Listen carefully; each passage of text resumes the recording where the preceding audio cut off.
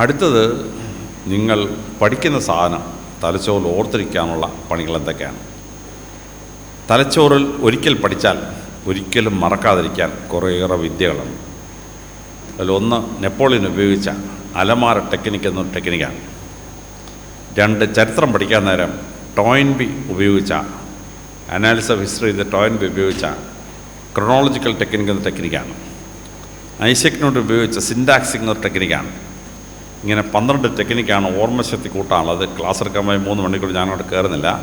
ഞാൻ ഇവിടുത്തെ സ്കൂളിൻ്റെ പ്രിൻസിപ്പളിന് കംപ്ലീറ്റ് ഈ മെമ്മറി കൂട്ടാനുള്ള പണികൾ മുഴുവൻ അയച്ചു കൊടുത്തേക്കാം. ഈ പഠിക്കാനിരിക്കുമ്പോൾ ഓർമ്മശക്തി ബുദ്ധിശക്തിയും കൂട്ടാനുള്ള പണി ഞാൻ അയച്ചു കൊടുത്തേക്കാം. നിങ്ങൾക്ക് ആവശ്യമുണ്ടെങ്കിൽ പ്രിൻസിപ്പളിനെ ഇത് വാങ്ങിച്ചോളാം. പിന്നെ നിങ്ങളിനി 7ാം ക്ലാസ് തൊട്ട് പഠിക്കുമ്പോൾ നിങ്ങൾ പടിപടിയായി അറിഞ്ഞിരിക്കേണ്ട ചില കാര്യങ്ങളുണ്ട്. അതിലൊന്ന്, ഭൂമിയിൽ ദൈവം ഒരു മനുഷ്യന് ജന്മം കൊടുക്കുമ്പോൾ ആ മനുഷ്യൻ്റെ ജീവിതത്തിൽ വിജയിക്കാൻ ഒരു 6-7 മേഖലകൾ ദൈവം കഴിവ് കൊടുത്തിട്ടുണ്ട്. ഞങ്ങൾ പഠിച്ചിരുന്ന കാലത്ത് ഇത് പറഞ്ഞു തരാൻ ആരും ഉണ്ടായിരുന്നില്ല. പക്ഷെ ഇപ്പോൾ ശാസ്ത്രം ഒരു പരീക്ഷ കണ്ടെത്തിയിട്ടുണ്ട്, കരിയർ ആപ്റ്റിറ്റ്യൂഡ് ടെസ്റ്റ്. ഈ കരിയർ ആപ്റ്റിറ്റ്യൂഡ് ടെസ്റ്റ് നമ്മൾ കമ്പ്യൂട്ടർ മുമ്പിൽ പോയിരുന്ന 150 ചോദ്യം ആൻസർ ചെയ്ത് കഴിഞ്ഞാൽ കമ്പ്യൂട്ടർ ഉടനെ ടൈപ്പ് ചെയ്ത് കാണിക്കും, ഈ അറ്റൻഡ് ചെയ്ത കുട്ടിക്ക് താഴെ പറയുന്ന 6-7 മേഖലയിൽ വിജയിക്കാൻ കഴിവുണ്ട്. നിങ്ങൾ ഒറ്റയ്ക്ക് ടെസ്റ്റിന് പോയാൽ 1500 രൂപയൊക്കെ ചാർജ് ചെയ്യും. പക്ഷേ മഞ്ഞപ്പ ഭാരതീയ വിദ്യാഭവൻ ഇവിടെ ഒരു 100 കുട്ടികളുണ്ട് മത്സരിക്കാമെന്ന് പറഞ്ഞാൽ എറണാകുളത്ത് നിന്ന് അവരിവിടെ കൊണ്ടുവന്ന് നടത്തി തരും. അപ്പോൾ കേരളത്തിലെ കരിയർ ആപ്റ്റിറ്റ്യൂഡ് നടത്തുന്ന ഏറ്റവും പ്രധാനപ്പെട്ട ഇൻസ്റ്റിറ്റ്യൂട്ടായിട്ടൊക്കെ പേരും ആ ടെസ്റ്റിനെ പറ്റിയുള്ള വിവരങ്ങൾ ഞാൻ പ്രിൻസിപ്പൽ അയച്ചു കൊടുത്തേക്കാം. നിങ്ങൾ 10ാം ക്ലാസ്സിന് മുമ്പ് ഒന്ന് അറ്റൻഡ് ചെയ്യണം. നിങ്ങൾക്ക് ഈശ്വരൻ തന്ന കഴിവ് എവിടേക്കാണ് വിജയിക്കാനുള്ള കഴിവ് തന്നത്, ആ രംഗം കണ്ടെത്തി അതിനകത്ത് നിന്ന് 1-2 രംഗം നിങ്ങൾ തിരഞ്ഞെടുക്കണം.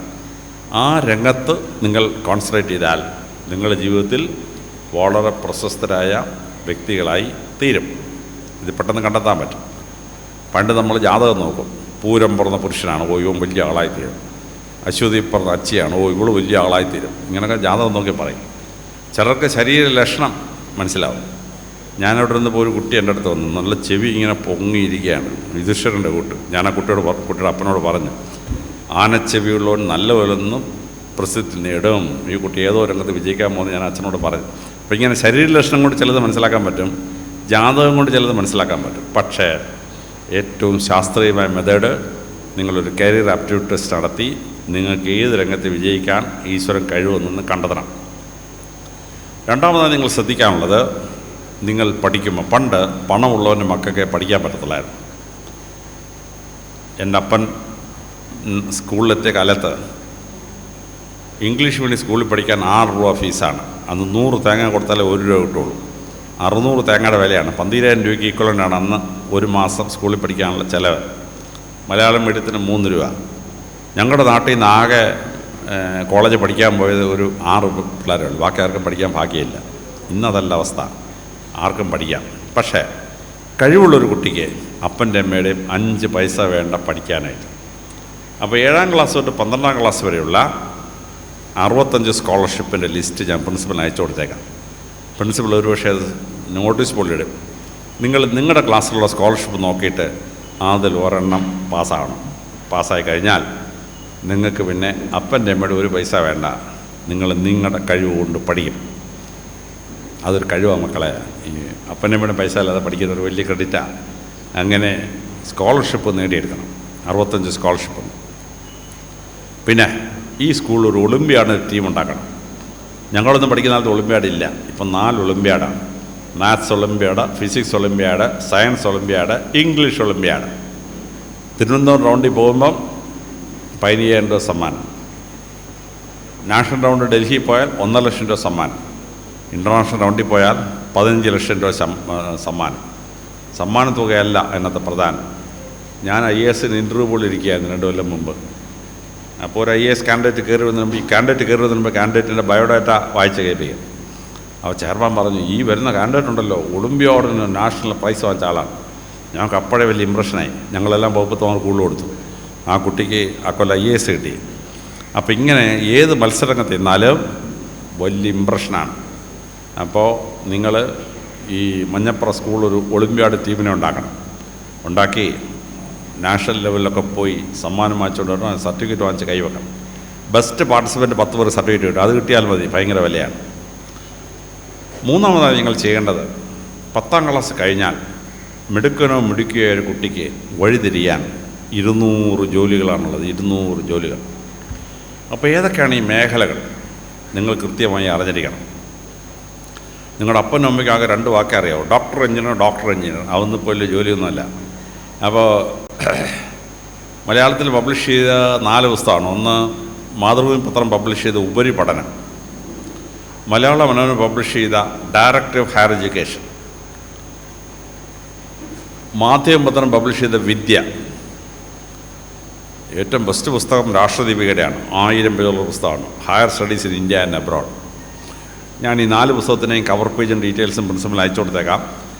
നിങ്ങളിതിലേതെങ്കിലും ഒന്ന് വാങ്ങിച്ചിട്ട് 10ാം ക്ലാസ് കഴിഞ്ഞാൽ 200 വഴികൾ, ഈ ജോലികൾ ഏതൊക്കെയാണ് നിങ്ങളൊന്ന് പരിശോധിക്കണം.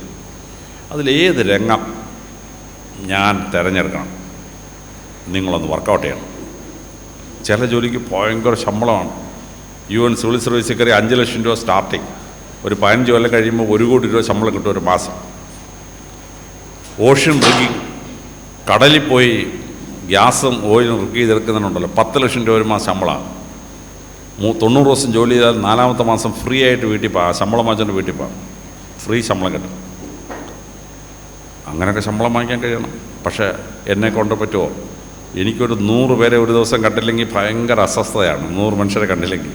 അപ്പോൾ കടലിന് നടുക്ക് പോയി റിഗ്ഗിലിരുന്ന് ഓപ്പറേറ്റ് ചെയ്യാൻ പറ്റുമോ? എന്നെക്കൊണ്ട് പറ്റില്ല. ഒരു പെൺകുട്ടി ഒറ്റയ്ക്ക് പോയി കടലിനടുക്ക് റിഗ് ചെയ്യാൻ പറ്റുമോ? കഴിവുള്ള പെൺപിള്ളേരുണ്ട്, എല്ലാ പെൺപിള്ളേർക്കൊന്നും പറ്റിയല്ല. അപ്പോൾ ഇങ്ങനെ ശമ്പളമുള്ള ജോലിയുണ്ട്. ചില ജോലി പഠിച്ചാൽ ജോലി ഉറപ്പാണ്. അങ്ങനെ ഒരു 16 മേഖലയാണുള്ളത്. ഞാൻ നിങ്ങളുടെ പ്രിൻസിപ്പളിന് ഒരു ലേഖനം അയച്ചു കൊടുത്തേക്കാം, ടുമോറോസ് ജോബ്സ്. നാളെ ഏറ്റവും കൂടുതൽ ജോലി സാധ്യതയുള്ള ജോലികൾ 16 അപ്പോൾ അത് ഒരെണ്ണം പഠിച്ചാൽ ജോലി ഉറപ്പാണ്. അപ്പോൾ ഇതേത് വേണമെന്നുള്ളത് നിങ്ങളത് 200 നോക്കിയിട്ട് അതിനകത്തൊരു 6-7 എണ്ണമെങ്കിലും ഷോർട്ട് സർക്യൂട്ട് ചെയ്യണം, ഷോർട്ട് സെലക്ട് ചെയ്യണം. എന്നിട്ട് നിങ്ങൾ നിങ്ങളുടെ അമ്മയോടും അപ്പനോടും ഇഷ്ടമുള്ളൊരു ടീച്ചറോടും പോയി പറയണം, ടീച്ചറെ ഈ 8 എണ്ണത്തിൽ എനിക്കൊരു 2 എണ്ണം ഒന്ന് സെലക്ട് ചെയ്ത് തരാമെന്ന് ചോദിക്കും. അപ്പോൾ നിങ്ങൾ ജീവിതത്തിൽ ഉയരണമെന്ന് ആഗ്രഹിക്കുന്നത് 3 പേരാണ്. നിങ്ങളുടെ അമ്മ, നിങ്ങളുടെ അപ്പൻ, നിങ്ങളുടെ ടീച്ചർ. ബാക്കിയുള്ളവർ നിങ്ങൾക്ക് ഉയർന്ന അസൂയയാണ്. അതുകൊണ്ട് അത് അവരോടൊന്നും പറഞ്ഞിട്ട് കാര്യമില്ല. ഈ 3 പേരോട് പറഞ്ഞാൽ ഇവർ ഡിസ്കസ് ചെയ്യും. കാര്യം നിങ്ങളുടെ കഴിവ് അവർക്കറിയാം, നിങ്ങളുടെ ഈ ക്യാരക്ടർ അവർക്കറിയാം. അത് വെച്ചിട്ട് അവർ പറയും, മക്കളെ നീ പറഞ്ഞ 8 എണ്ണത്തിൽ ഈ താഴെ പറയുന്ന 2 എണ്ണം ഏറ്റവും ബെസ്റ്റായിരിക്കും. അത് കിട്ടിക്കഴിഞ്ഞാൽ നിങ്ങൾ അവിടെ കോൺസെൻട്രേറ്റ് ചെയ്ത് പഠിക്കണം. കാരണം ആ സെലക്ഷൻ വളരെ ഇമ്പോർട്ടൻ്റ് ആണ്. 10ാം ക്ലാസ് കഴിഞ്ഞാൽ കേരളത്തിൽ 20 ഗ്രൂപ്പാണുള്ളത്. ആ 20 ഗ്രൂപ്പിൽ ഏത് ഗ്രൂപ്പ് എടുക്കണമെന്നുള്ളത് നിങ്ങൾ ഏത് ജോലിയിൽ പോകുമോ അതിനെ ആശ്രയിച്ചിട്ടാണ്. അവിടെ തെറ്റ് നിങ്ങളൊരു സെലക്ഷൻ ചെയ്താൽ നിങ്ങളുടെ ജീവിതത്തിൽ 2 കൊല്ലം പോയി. ഈ ഗ്രൂപ്പ് എടുത്ത് 2 കൊല്ലം പഠിച്ച് പിന്നെ വഴിതിരിഞ്ഞ് വന്ന് വേറൊരു ഡിഗ്രിക്ക് കാരണം മെനക്കേടാണ്. പിന്നെ ഏത് ഡിഗ്രിക്ക് പോകണമെന്നുള്ളത് നിങ്ങൾ എന്താവാൻ ആഗ്രഹിക്കുന്നു അതനുസരിച്ചാണ് ഡിഗ്രിക്ക് പോകേണ്ടത്. ആ ഡിഗ്രിക്ക് പോകാൻ തീരുമാനിച്ചു കഴിഞ്ഞാൽ ആ ഡിഗ്രി എടുക്കുന്നത് തെറ്റിപ്പോയം കൊണ്ടല്ലോ 3 കൊല്ലം പാഴായിപ്പോയി. ഈ 3 കൊല്ലം ഇങ്ങനെ പോയിട്ട് പിന്നെ തിരിഞ്ഞു വന്നിട്ട് വേറൊരു റൂട്ടെടുത്ത് തിരിഞ്ഞു പോകണം. വല്ലാത്ത പ്രശ്നം. അതുകൊണ്ട് +2 ഏത് ഗ്രൂപ്പ് എടുക്കണം, കോളേജിൽ ഏത് ഡിഗ്രിക്ക് പഠിക്കണം, ഇതൊക്കെ വളരെ കൃത്യമായി ഫിക്സ് ചെയ്യുന്നത് ഈ 200 എണ്ണത്തിൽ ഏതാണ് നിങ്ങൾ ലക്ഷ്യം വെക്കുന്നതാണ്. ഞാൻ പ്രിൻസിപ്പൽ അയച്ചു കൊടുക്കുന്ന ആ ഡീറ്റെയിൽസ് വെച്ചിട്ട് നിങ്ങൾ അത് വായിച്ചു നോക്കിയിട്ട് ഏതെങ്കിലും ഒരു പുസ്തകം വായിച്ചു നോക്കിയിട്ട് ഷോർട്ട് സർക്യൂട്ട് ചെയ്തൊരു 6 എണ്ണം സെലക്ട് ചെയ്ത് അമ്മയോടും അച്ഛനോടും ടീച്ചറോടും പറഞ്ഞ് അവർ അതിനകത്തുനിന്ന് ഷോർട്ട് ലിസ്റ്റ് ചെയ്യുന്ന 2-3 മെത്തേഡിൽ നിങ്ങൾ പഠിച്ച് തുടങ്ങണം. തുടങ്ങിക്കഴിഞ്ഞാൽ നിങ്ങൾക്ക് വലിയ നിലകളിൽ എത്തിച്ചേരാൻ പറ്റും. ഇനി സാധാരണ ഒരു കുട്ടിക്ക്, കഴിവുള്ളൊരു കുട്ടിക്ക് മത്സര പരീക്ഷയിലൂടെ നേടാൻ പറ്റുന്ന ജോലികൾ ഒരു 148 എണ്ണമാണ്. ഞാൻ ആ 148 ജോലികളുടെ ലിസ്റ്റ് പ്രിൻസിപ്പൽ അയച്ചു കൊടുക്കാം. നിങ്ങളതെടുത്തിട്ട് അതിലേതെല്ലാം മത്സര പരീക്ഷ എനിക്ക് എഴുതണം എന്നൊന്ന് തീരുമാനിക്കണം. പഞ്ചായത്ത് എക്സിക്യൂട്ടീവ് പരീക്ഷയുണ്ട്, വില്ലേജ് ഓഫീസറുടെ പരീക്ഷയുണ്ട്, സബ് ഇൻസ്പെക്ടറുടെ പരീക്ഷയുണ്ട്, കേരള ഗവൺമെൻറ് സെക്രട്ടേറിയറ്റിലെ അസിസ്റ്റൻറ്റിൻ്റെ പരീക്ഷയുണ്ട്, അഡീഷണൽ സെക്രട്ടറി വരെ എത്താം. കേന്ദ്ര ഗവൺമെൻറ്റിൻ്റെ സബോർഡിനേറ്റ് സർവീസ് ഉണ്ട്, 2 ലക്ഷം പേര് ഒരു കൊല്ലം റിക്രൂട്ട് ചെയ്യും, 2 ലക്ഷം പേര്. റെയിൽവേ സ്റ്റേഷൻ മാസ്റ്ററുടെ പരീക്ഷയുണ്ട്, ഡെപ്യൂട്ടി കളക്ടറുടെ പരീക്ഷയുണ്ട്. ഇങ്ങനൊരു 148 പരീക്ഷയുണ്ട്. ഇതിലേതൊക്കെ പരീക്ഷയാണ് എഴുതണം നിങ്ങളൊന്ന് തീരുമാനിക്കണം. എന്നിട്ട് ആ പരീക്ഷയ്ക്ക് പഠിക്കാൻ നിങ്ങൾ തയ്യാറാവണം. പണ്ട് ഞങ്ങളൊക്കെ ഒരു പരീക്ഷയ്ക്ക് പഠിക്കണമെങ്കിൽ ഞങ്ങളതിൻ്റെ സിലബസ് തപ്പിപ്പോയി, അതിൻ്റെ ആപ്ലിക്കേഷൻ്റെ പ്രൊസീജിയർ തപ്പിപ്പോയി. എന്തൊരു പാടാണെന്നറിയാമോ? ഇപ്പം നിങ്ങൾക്ക് 5 സെക്കൻഡ് മതി. പരീക്ഷയുടെ പേരങ്ങോട്ട് അടിച്ചു കൊടുത്ത് സിലബസ് അപ്പോഴേ സ്ക്രീനിൽ വരും. കഴിഞ്ഞ 5 കൊല്ലത്തെ ക്വസ്റ്റ്യൻ പേപ്പർ സ്ക്രീനിൽ വരും. അതിനെങ്ങനെയാണ് ഉത്തരം എഴുതേണ്ട മോഡൽ ആൻസർ സ്ക്രീനിൽ വരും. സുഖം പരിപാടി. എന്നിട്ട് ആ പരീക്ഷ കേന്ദ്രമാക്കി പഠിക്കണം. പഠിച്ചാൽ നിങ്ങൾ ഉദ്ദേശിക്കുന്ന ജോലി നിങ്ങൾ കിട്ടിയിരിക്കും. അപ്പോൾ ഈ പ്ലാനിങ് +2 പോകുന്നതിന് മുമ്പ്, ഡിഗ്രിക്ക് പോകുന്നതിന് മുമ്പ് നിങ്ങൾ ശ്രദ്ധിക്കേണ്ട ഒരു പോയിൻ്റാണ്. ഇനി അടുത്തത്, നിങ്ങൾ ആ ജോലിക്കായിട്ട് പഠിക്കുമ്പോൾ നിങ്ങൾ അറിഞ്ഞിരിക്കേണ്ട പഠിക്കാനുള്ള മെത്തേഡ് അറിഞ്ഞിരിക്കണം. ഞങ്ങളൊക്കെ പുസ്തകം ഇങ്ങനെ ലൈബ്രറിയിൽ നിന്ന് കൊണ്ടുവന്ന് കുത്തിയിരുന്ന് ഇങ്ങനെ വായിച്ച് 2 കിലോ ഉള്ള പുസ്തകം ഇങ്ങനെ പൊക്കി വെച്ച് വായിക്കുക. 40 മിനിറ്റ് കഴിയുമ്പോൾ കൈ കുഴപ്പം, പിന്നെ താത്ത് വെക്കും. പിന്നെ ഒരു 10 മിനിറ്റ് കഴിഞ്ഞ് എഴുന്നേറ്റൊക്കെ നടന്നിട്ട് തിരിച്ചൊന്ന് വീണ്ടും ഈ പുസ്തകം പൊക്കും. ഞാനൊക്കെ 18-20 മണിക്കൂർ ഇരുന്ന് വായിച്ചു. അങ്ങനെ വായിക്കാൻ പാടില്ലെന്ന് എനിക്ക് അറിഞ്ഞുകൂടായിരുന്നു. അവസാനം എൻ്റെ കൺപോള അങ്ങ് വീണുപോയി. എൻ്റെ ഇടത്തെ കൺപോള 90% അടഞ്ഞിരിക്കുക, എൻ്റെ വലത്തെ കൺപോള 70% അടഞ്ഞിരിക്കുക. എൻ്റെ കണ്ണ് അനങ്ങത്തില്ല, സ്റ്റേഷനറിയാണ്. ഐബോൾ അങ്ങോട്ടും ഇങ്ങോട്ടും അനങ്ങത്തില്ല. ഈ മുഖത്തെ മുഴുവൻ മസിലും സ്ട്രെയിൻ ചെയ്ത ഒരാളിനെ എനിക്ക് നോക്കി കണ്ടുപിടിക്കാൻ പറ്റും ആരാണ്. അതുകൊണ്ട് ഞാൻ സ്ത്രീകളെ നോക്കുകയില്ല. എൻ്റെ നോട്ടത്തിൽ എന്തോ ദുറുണ്ടെന്നൊരു സ്ത്രീ സംശയിച്ചാൽ പിന്നെ പറഞ്ഞിട്ട് വല്ല കാര്യമാണ്? ഒരു കാര്യമില്ല. നിങ്ങൾക്ക് ഈ ഗതികേടില്ല. നിങ്ങൾക്ക് ഇപ്പോഴത്തെ രീതിയിൽ പഠിക്കാൻ പറ്റിയിരിക്കണം. ക്ലാസ്സിലൊരു ടീച്ചർ ഒരു വിഷയം പഠിപ്പിച്ചു, നിങ്ങൾക്ക് മനസ്സിലായില്ല. അല്ലെങ്കിൽ ക്ലാസ്സിൽ ടീച്ചർ പഠിപ്പിക്കുന്ന ദിവസം നിങ്ങൾക്ക് പനിയായിരുന്നു, നിങ്ങൾ അവധിയായിരുന്നു, ക്ലാസ്സിൽ പോയിട്ടില്ല.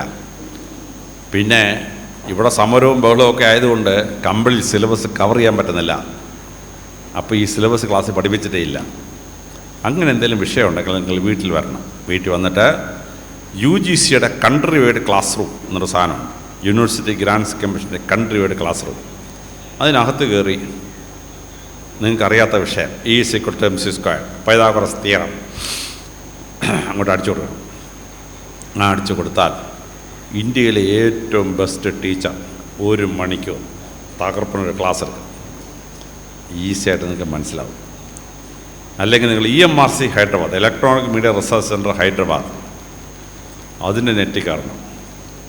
അടിച്ച് പറത്തി 1 മണിക്കൂർ ക്ലാസ് കിട്ടും. Kerala government Victor channel 1, Victor channel 2 രണ്ടും ക്ലാസ് കിട്ടും. എൻ്റെ ഒരു 30 ക്ലാസ് റെക്കോർഡാണ്. അപ്പോൾ ഇങ്ങനെ ക്ലാസ് കേട്ട് പഠിക്കാൻ പറ്റും. ടീച്ചറിന് ഇന്ന് കിട്ടാത്ത ക്ലാസ്, അല്ലെങ്കിൽ ടീച്ചർ പഠിപ്പിച്ച മനസ്സിലാവാത്ത ക്ലാസ് കൃത്യമായിട്ട് കിട്ടും. പണ്ട് ഞങ്ങളൊക്കെ പുസ്തകം പോയി ലൈബ്രറി 2 മണിക്കൂർ സെർച്ച് ചെയ്ത്, നമുക്ക് ആവശ്യമുള്ള പുസ്തകം സെർച്ച് ചെയ്തെടുക്കാൻ 2 മണിക്കൂർ പോകും.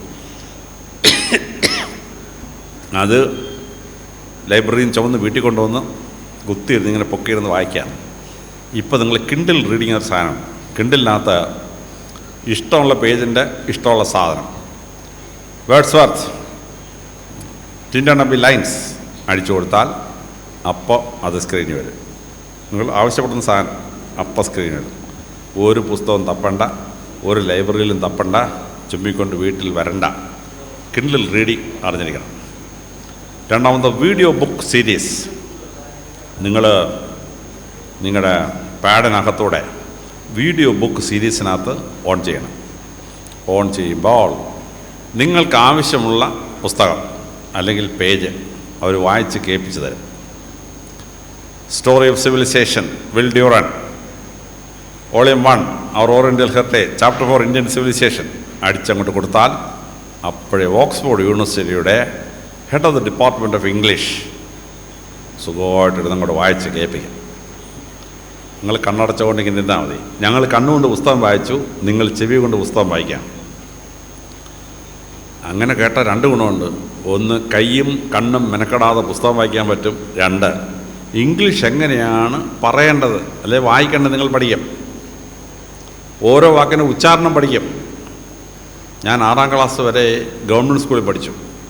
ഗവൺമെൻറ് സ്കൂളിൽ എന്നെ ഒരു സാറ് വന്നൊരു വാക്കോട് വെച്ചു, കിഡിനാപ്പ് എന്നൊരു വാക്ക്, കിഡിനാപ്പ്. ഞാൻ 9ാം ക്ലാസ്സിൽ പഠിക്കുമ്പോൾ ഒരു BSc BEdകാരി എലിസബത്ത് കുര്യൻ ടീച്ചർ ക്ലാസ് വന്നു. ആ ടീച്ചർ പഠിപ്പിച്ചപ്പോൾ എനിക്ക് മനസ്സിലായി കിഡ്നാപ്പ് എന്ന വാക്കിനാണ് മറ്റാളെന്നെ കിഡിനാപ്പ് എന്ന് പഠിപ്പിച്ചതെന്ന് മനസ്സിലായി. അപ്പോഴാണ് ഈ ടീച്ചറിനെ പഠിപ്പിച്ചില്ലായിരുന്നെങ്കിൽ ഞാൻ DGP ആയിട്ട് വല്ലതും നിന്ന് ആരുടെ പെൺകുട്ടിയെ കിഡ്നാപ്പ് ചെയ്യുന്ന വെച്ചാൽ SI എൻ്റെ മുഖത്തൊക്കെ ചിരിക്കത്തില്ലായിരുന്നു. ഈ DGP എന്നൊരു വിവരം കേട്ടോ. നിങ്ങൾക്ക് ഈ കുഴപ്പമില്ല. ഓഡിയോ ബുക്ക് കേട്ടാൽ മിഡ്ലാൻഡ് ഇംഗ്ലീഷ് എങ്ങനെ സംസാരിക്കണം, എങ്ങനെ ഓരോ വാക്ക് ഉച്ചരിക്കണം എന്ന് കൃത്യമായിട്ട് മനസ്സിലാവും. Audio book. ഇനി പുസ്തകം ഇംഗ്ലീഷിലാണ്, നിങ്ങൾക്ക് മലയാളത്തിൽ അതിൻ്റെ കണ്ടൻറ്റ് വേണം. വളരെ എളുപ്പമാണ്. Kuku app, KUKU app. Kuku ആപ്പിനകത്തോട്ട് കയറി Margaret Mitchell gone with the wind അടിച്ചങ്ങോട്ട് കൊടുത്താൽ മലയാളത്തിൽ അതിൻ്റെ സമ്മറി അപ്പോഴേ വരും. മലയാളത്തിലും കിട്ടും, തമിഴിലും കിട്ടും, കന്നഡയിലും കിട്ടും, തെലുങ്കിലും കിട്ടും. ലാംഗ്വേജ് അടിച്ച് കൊടുത്താൽ. അപ്പോൾ കട്ടിയുള്ള ബുക്കോട്ടങ്ങളുണ്ടല്ലോ, നിങ്ങൾ മലയാളത്തിലാക്കി അങ്ങ് വായിക്കണം. സംഗതി വളരെ എളുപ്പമായി. ഇനി പുസ്തകം മുഴുവൻ വായിക്കണോ? വേണ്ട. ബ്ലിങ്കിസ്റ്റ് എന്നൊരു സാധനമുണ്ട്, BLINKIST. ബ്ലിങ്കിസ്റ്റിനകത്ത് അടിച്ചങ്ങോട്ട് കൊടുത്താൽ ഏത് പുസ്തകം ആവശ്യപ്പെടുന്നോ ആ പുസ്തകത്തെ 5-10 പേജിൽ സമ്മറൈസ് ചെയ്ത് അപ്പോഴേ സ്ക്രീനിൽ വരും. ലിയോ ടോൾസ്റ്റോയുടെ വാർ ആൻഡ് പീസ് 3200 പേജാണ്. കുത്തിയിരുന്ന് വായിച്ച് 22 ദിവസം കൊണ്ട് വായിച്ചു കയറി. നിങ്ങൾക്കിപ്പോൾ 10 മിനിറ്റ് മതി. Leo Tolstoy war and piece English അടിച്ചു കൊടുത്താൽ 3200 പേജിൻ്റെ സമ്മറി 10 പേജിൽ കയ്യിലിരിക്കും. സുഖമായിട്ട് അടിച്ച് പറത്തി പഠിക്കാം.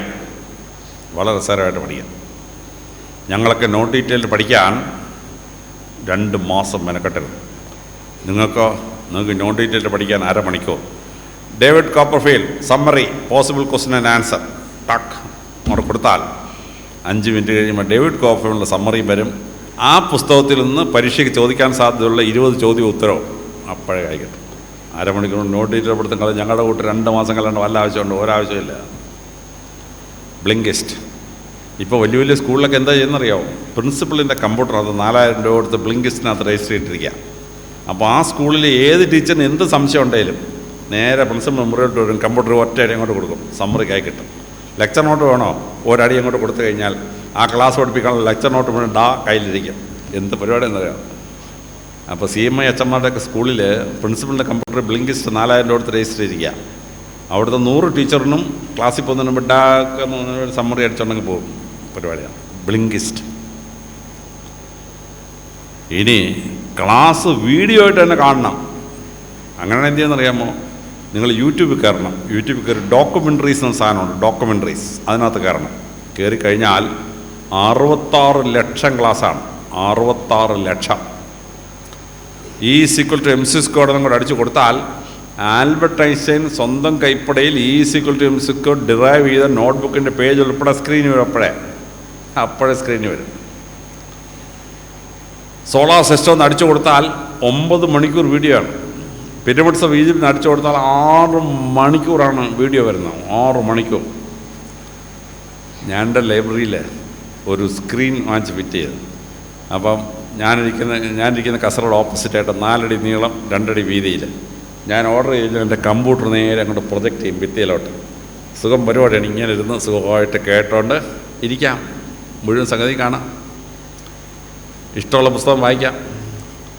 ഞാൻ ഇന്നലെ ഉച്ചയ്ക്ക് ആഹാരം കഴിച്ചിട്ട് തൃശ്ശൂരിലൊരു 11 മണിയായപ്പോൾ എത്തി. ഞാൻ കാറിലിരുന്നുകൊണ്ട് 7 പുസ്തകം വായിച്ചു. ഇന്ന് രാവിലെ ഞാനൊരു 7:45 തൃശ്ശൂർ പോലീസ് ക്ലബ്ബിൽ നിന്ന് ഇറങ്ങി. ഇവിടെ വന്നപ്പോൾ തന്നെ ഞാൻ 6 വീഡിയോ. നമ്മൾ ഒരു 2-3 ദിവസം കിട്ടുന്ന അറിവ് അരമണിക്കൂറിന് നമുക്ക് വീഡിയോ ഒക്കെ ആയി കിട്ടും. അപ്പോൾ വീഡിയോയിൽ കൂടെ പഠിക്കണമെങ്കിൽ നിങ്ങളെന്ത് ചെയ്യണം? യൂട്യൂബിൽ കയറി ഡോക്യുമെൻ്ററീസിൽ കയറിയിട്ട് വിഷയം കൊണ്ട് അടിച്ചു കൊടുക്കണം. അടിച്ചു കൊടുത്താൽ അപ്പോഴേ അതിൻ്റെ ക്ലാസ് സ്ക്രീനിൽ വരും. ലാംഗ്വേജ് അടിച്ചു കൊടുത്തേക്കണം, ഏത് ഭാഷ വേണമെന്ന്, അപ്പോൾ ആ ഭാഷ വരും. സുഖമായിട്ടിരുന്ന് പഠിക്കാം. ഇനി ബിബ്ലിയോഗ്രഫി സെർച്ച്. നമ്മൾ പഠിക്കുന്ന വിഷയത്തെപ്പറ്റി, നമ്മൾ പഠിക്കുന്ന മഹാനായ മനുഷ്യനെ പറ്റി എത്ര പുസ്തകം ലോകത്തിൽ എഴുതപ്പെട്ടിട്ടുണ്ട് അറിയണമെങ്കിൽ ബിബ്ലിയോഗ്രഫി സെർച്ച് കയറി ഒറ്റ ഞെക്കിയാൽ മതി. കമ്പിളി ലിസ്റ്റ് അടിച്ച് പറത്തിഞ്ഞിറങ്ങി വരും. ഭഗവത്ഗീത എന്ന് അടിച്ചാൽ 12 ലക്ഷം പുസ്തകമുണ്ട് ഭഗവത്ഗീത. വേദപുസ്തകം എന്ന് അടിച്ചു കൊടുത്താൽ 2.5 കോടി പുസ്തകമുണ്ട്. 2.5 കോടി പുസ്തകം വേദപുസ്തകത്തിന് എഴുതിയ പുസ്തകമാണ്. അപ്പോൾ സൂക്ഷിച്ചു വേണത് കൈകാര്യം ചെയ്യാൻ. ഞാനും എൻ്റെ ഭാര്യയും ഇംഗ്ലീഷിൽ PhD-കളാണ്.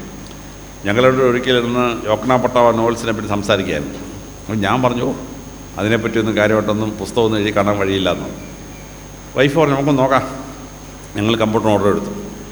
William Faulkner Yoknapatawpha novels bibliography computer വെച്ച് ഡു യു വോണ്ട് ഓൾ? ഞാൻ പറഞ്ഞു I want all. Pay 3 rupees per page.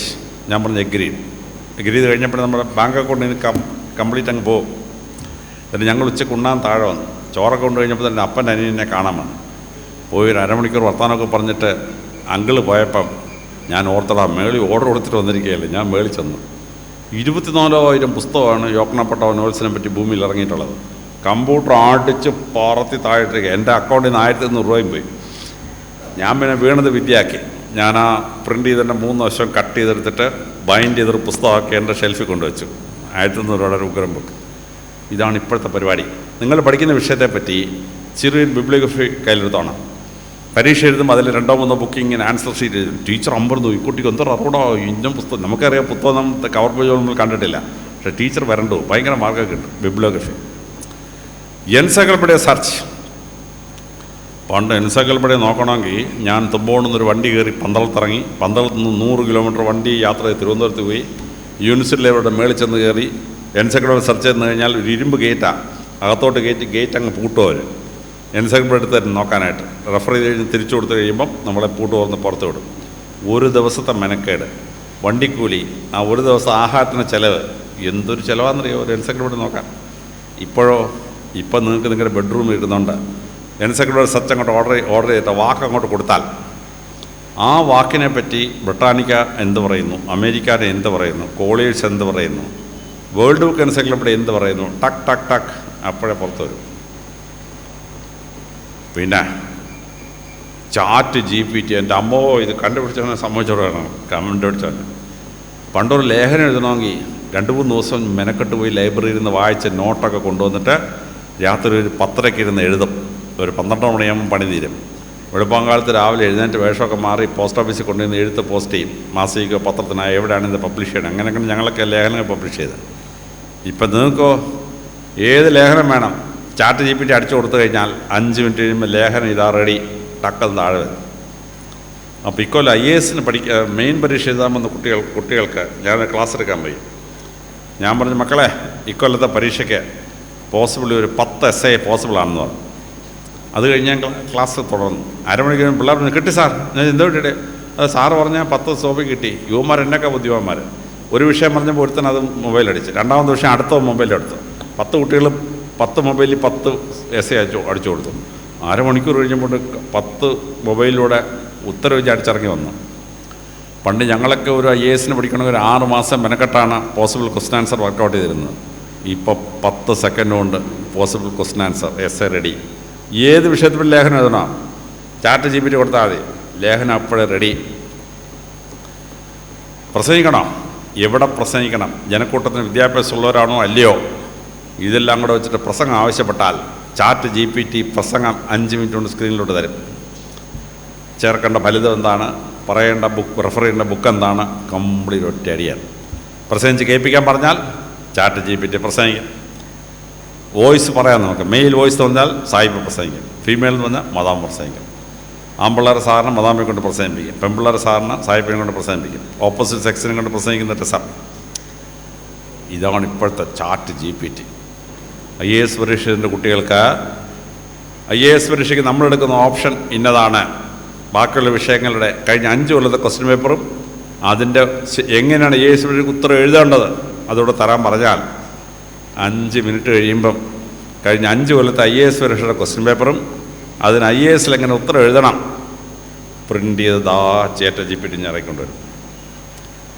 ഇപ്പോൾ ആർട്ടിഫിഷ്യൽ ഇൻ്റലിജൻസ്, എൻ്റെ അമ്മോ ഈ ലോകം എവിടെ പോയി നിൽക്കുമെന്ന് എനിക്കറിയാൻ വയ്യ. Artificial intelligence. അപ്പോൾ ഇന്ത്യയുടെ സ്വാതന്ത്ര്യത്തെപ്പറ്റി ലേഖനം എഴുതാൻ ആവശ്യപ്പെട്ടു എന്നോട്. അങ്ങനെ ഞാനൊരു 2 ദിവസം കുത്തിയിരുന്ന് KM മുൻഷിയുടെ അപാരമായ പുസ്തകമാണ് history and culture of Indian people. 11,000 പേജാണ്, 11 വോളിയം. ഞാനിത് കംപ്ലീറ്റ് ഒങ്ങച്ചൻ്റെ ഷെൽഫിൽ വെച്ചിട്ടുണ്ട്. ഇടയ്ക്കിടയ്ക്ക് എൻ്റെ ഏറ്റവും രസമുള്ള വായനയാണ് KM മുൻഷിയുടെ history and culture of Indian people. അതെടുത്ത് വെച്ചിട്ട് ഞാനൊരു 4-5 യുദ്ധം, ആ യുദ്ധം ആര് തമ്മിലായിരുന്നു, എവിടെ വെച്ചായിരുന്നു, എത്ര പേർ കൊല്ലപ്പെട്ടു, ഇതെല്ലാം ഇങ്ങനെ വർക്കൗട്ട് ചെയ്ത് 2 ദിവസം മെനക്കെട്ടപ്പോൾ എൻ്റെ മോളും മരുമനോട് എന്നെ കാണാൻ വന്നു. അപ്പച്ച എന്താ ചെയ്യുക? ഞാൻ പറഞ്ഞു, അയ്യോ വളരെ മെനക്കെട്ടൊരു ജോലിയാണ്, ഇന്ത്യയുടെ സ്വാതന്ത്ര്യം ചരിത്രം എഴുതാണ്. എൻ്റെ അപ്പച്ചൻ മാറിക്കേ.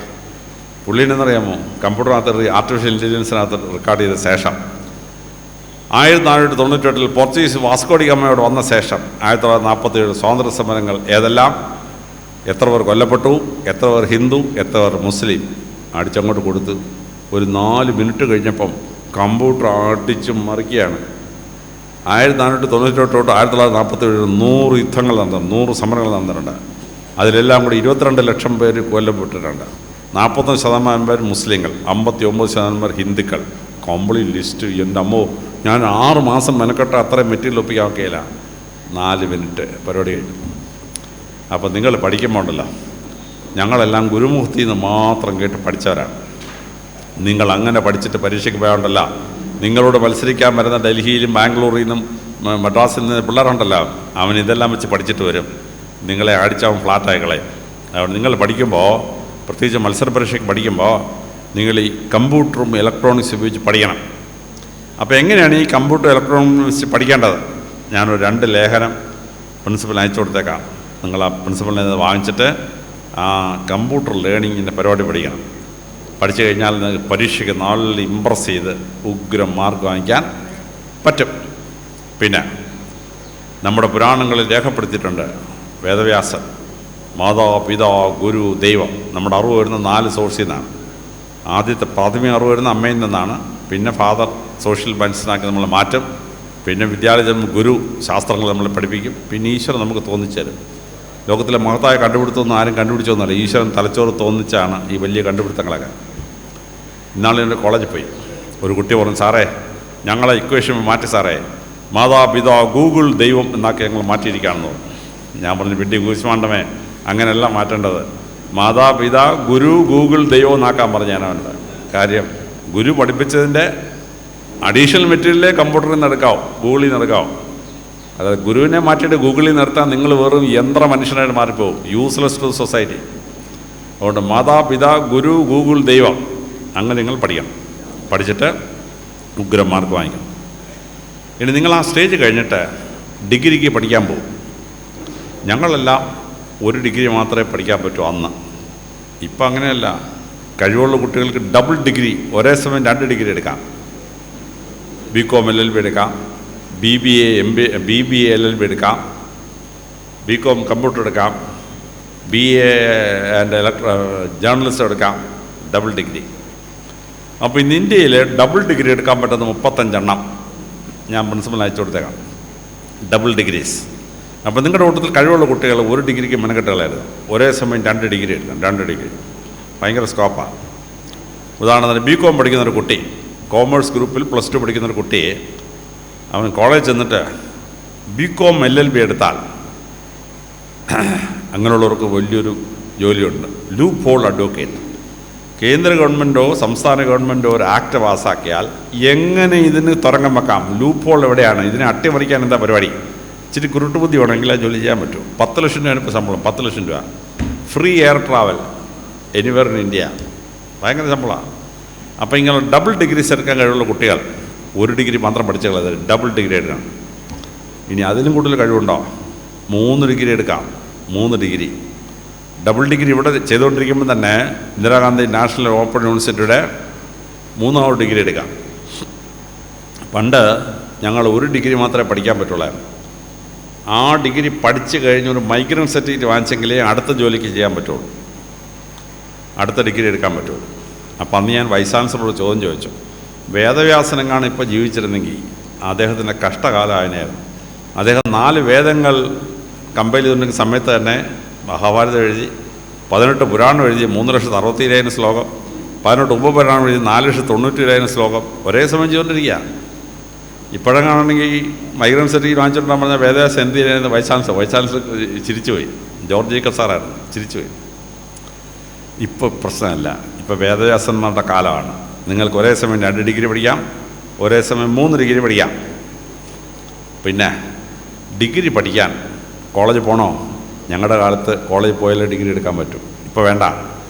നിങ്ങളുടെ വീടിൻ്റെ ബെഡ്റൂമിലിരുന്നാൽ വിദേശ യൂണിവേഴ്സിറ്റി 13 ഉൾപ്പെടെ, ബോസ്റ്റൺ, മസാച്യുസെറ്റ്സ് ഉൾപ്പെടെ 13 വിദേശ യൂണിവേഴ്സിറ്റിയുടെ ഡിഗ്രി നിങ്ങളുടെ വീട്ടിൽ വരും. എൻ്റെ 2ാമത്തെ PhD ഞാൻ വീട്ടിൽ നിന്നെടുത്താണ്. എൻ്റെ 8 ഡിഗ്രിയിൽ ഒരെണ്ണത്തിനെയും കോളേജിൽ പോയിട്ടുള്ളൂ, BSc കെമിസ്ട്രി. ബാക്കി 7 എണ്ണവും ഞാൻ വീട്ടിലിരുന്ന് പ്രൈവറ്റായിട്ട് എടുത്ത ഡിഗ്രിയാണ്. ഇന്ന് പ്രൈവറ്റായി ഡിഗ്രി എടുക്കാം, 395 ഡിഗ്രി പ്രൈവറ്റായിട്ട് എടുക്കാം. ഞാൻ എൻ്റെ കംപ്ലീറ്റ് ലിസ്റ്റും ഡിസ്റ്റൻസ് എഡ്യൂക്കേഷനെ പറ്റിയുള്ള ഏറ്റവും ബെസ്റ്റ് 2 പുസ്തകങ്ങളും എൻ്റെ കവർ പേജ് ഞാൻ പ്രിൻസിപ്പൽ അയച്ചു കൊടുത്തേക്കാം. വീട്ടിൽ ഇരുന്ന് പഠിക്കാൻ കഴിയുള്ളവർ വീട്ടിൽ ഇരുന്ന് പഠിക്കണം, വെറുതെ കോളേജിൽ പോയി മെനക്കേണ്ട ആവശ്യമൊന്നുമില്ല. എൻ്റെ അപ്പൻ്റെ അനിയൻ ആന്ധ്രയിലെ DIG. അപ്പോൾ ഒരു തവണ ഞാൻ DIGയുടെ ഭാര്യ എൻ്റെ അമ്മായിയോട് പറഞ്ഞു, അമ്മായി ഭാഗ്യവതിയാനുള്ള അമ്മായി ചെറുപ്പത്തിലെ കല്യാണം കഴിച്ചു, ഭർത്താവ് DIG ആയി, ഇഷ്ടംപോലെ പണം. അമ്മച്ചി എന്നോട് പറഞ്ഞു, പൊന്നു മോനെ എനിക്കൊരു വലിയ ദുഃഖമുണ്ട്. ഞാൻ ചെത്തു, അമ്മച്ചിക്ക് ദുഃഖമെത്തുക, എന്നെ പ്രീ ഡിഗ്രിക്ക് പഠിക്കുമ്പോൾ പിടിച്ച് കെട്ടിച്ചവൻ. ഭർത്താവും എടുക്കനാ, ഭർത്താവ് DIG ഒക്കെ ആയി. പക്ഷേ എൻ്റെ ജീവിതത്തിലെ ഏറ്റവും വലിയ ദുഃഖം, എനിക്കൊരു ഡിഗ്രി എടുക്കാൻ പറ്റിയില്ല. ഞാൻ പറഞ്ഞു, അമ്മച്ചി ഇതാണ് പ്രശ്നം, ഞാനിപ്പോൾ പരിഹരിച്ചലാന്ന് പറഞ്ഞു. ഞാൻ അമ്മച്ചിയെ നേരെ ഉസ്മാനിയ യൂണിവേഴ്സിറ്റിക്ക് രജിസ്റ്റർ ചെയ്തു, പ്രൈവറ്റ് ഡിഗ്രി BAക്ക് രജിസ്റ്റർ ചെയ്തു. കംപ്ലീറ്റ് എൻ്റെ സിലബസും വായിക്കേണ്ട പുസ്തകവും അതിൻ്റെ കംപ്ലീറ്റ് ക്വസ്റ്റ്യൻ ആൻസർ കംപ്ലീറ്റ് ഞാൻ അമ്മച്ചി കമ്പ്യൂട്ടർ ഇറക്കി കൊടുത്തു. ആ അമ്മച്ചി കുത്തിയിരുന്ന് 3 കൊല്ലം കൊണ്ട് പഠിച്ച് ഡിഗ്രി എടുത്തു. BA ഡിഗ്രി കിട്ടിയപ്പോൾ അമ്മച്ചിയുടെ സന്തോഷം കാണണം, ലോകത്തിലെന്തോ അത്ഭുതം സാധിച്ചെന്നുള്ളതാണ് അമ്മച്ചിയുടെ ഭാവം. ഈ ഡിഗ്രി ഇല്ലാത്തവർക്ക് എൻ്റെ ബുദ്ധിമുട്ടറിയാവും കേട്ടോ. നമുക്ക് ഈ ഡിഗ്രി ഒരുപാടുള്ളവർക്ക് ഇത് മനസ്സിലാവില്ല. കൊച്ചമ്മയ്ക്കൊരു BA ഡിഗ്രി കിട്ടിയപ്പോൾ തന്നെ സ്വർഗം കിട്ടിയ വാശിയായിരുന്നു. ഇപ്പം ഇത് ഏത് മനുഷ്യനും പറ്റും. 25 വയസ്സ് വരെ പൂർത്തിയായാൽ 1-ാം ക്ലാസ്സിൽ പോലും വേണ്ട, നേരിട്ട് BAക്ക് എഴുതാം. 35 വയസ്സ് കഴിഞ്ഞാൽ 1-ാം ക്ലാസ്സിൽ പോലും പോകാത്തൊരാൾക്ക് പോസ്റ്റ് ഗ്രാജുവേഷൻ MAക്ക് എഴുതാം. അതാണ് ഇപ്പോഴത്തെ നിയമം. ഇത് നമുക്ക് വീട്ടിൽ ഇരുന്ന് ഡിഗ്രി എടുക്കാൻ പറ്റണം. വീട്ടിൽ ഇരുന്ന് പഠിക്കാൻ വേണ്ടി ഡിഗ്രി ഏതെന്ന് നിങ്ങൾ മനസ്സിലാക്കണം. ഞാൻ ആ 395 ഡിഗ്രിയുടെ ലിസ്റ്റ് അയച്ചു കൊടുത്തേക്കാം. അത് വെച്ചിട്ട് കോളേജിൽ പോയി പഠിക്കേണ്ട ഡിഗ്രി അല്ലാതെ ചുമ്മാ എടുക്കേണ്ട കുറേ ഡിഗ്രി എടുത്ത് കൈവെക്കണം. 50 വയസ്സ് കഴിഞ്ഞതൊന്നും പറ്റില്ല കേട്ടോ. നിങ്ങളുടെ ഈ പ്രായത്തിലുണ്ടല്ലോ, നിങ്ങൾക്ക് എന്ത് വേണേൽ പഠിക്കാം. അങ്ങനെ പഠിച്ച് വലിയ വലിയ ഡിഗ്രികൾ പാസ്സായി വലിയ നിലയിലെത്താൻ പറ്റണം.